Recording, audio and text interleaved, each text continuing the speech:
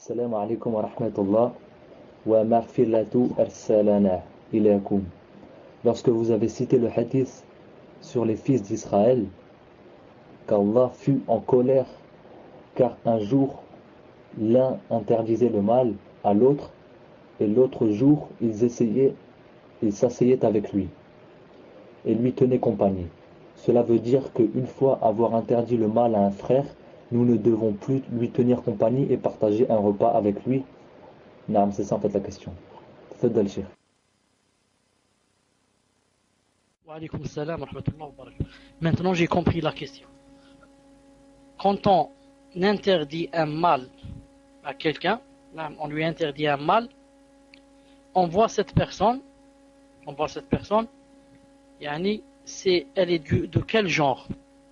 Il y a ceux qui, lorsqu'on leur interdit le mal, ils s'arrêtent de le faire. Dans ce cas, il n'y a plus de problème. Mais il y a d'autres qui ne s'arrêtent pas de le faire. Dans ce cas, si on va les isoler, on va s'isoler d'eux,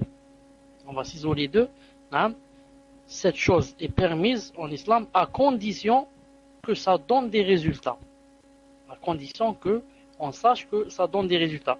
Mais si maintenant une personne fait par exemple un péché, ensuite je lui dis, il ne faut pas faire cette chose, etc. Et il commence à la faire, hein, il la refait. Ensuite je vais m'isoler de lui, je ne vais plus lui parler. 3 jours, 4 jours, 5 jours, 1 mois, comme le messager d'Allah n'a pas parlé aux 3 compagnons, 52 jours. Ensuite je vois que ça n'a rien donné.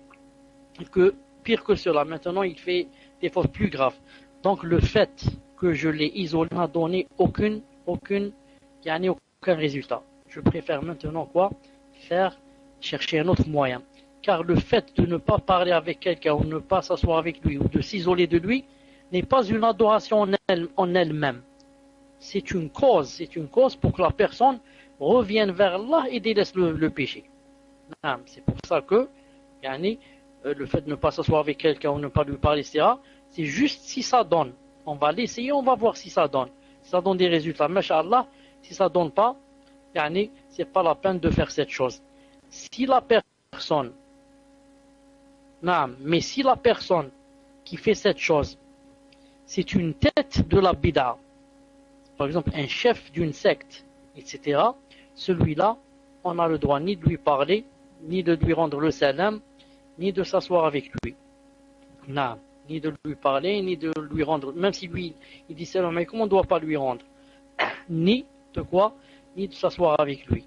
Sauf bien sûr, entre parenthèses, si on a peur, par exemple, que cette personne, nous mette en prison, ou là, nous tue, ou là, ça c'est juste, pour éviter ces mots.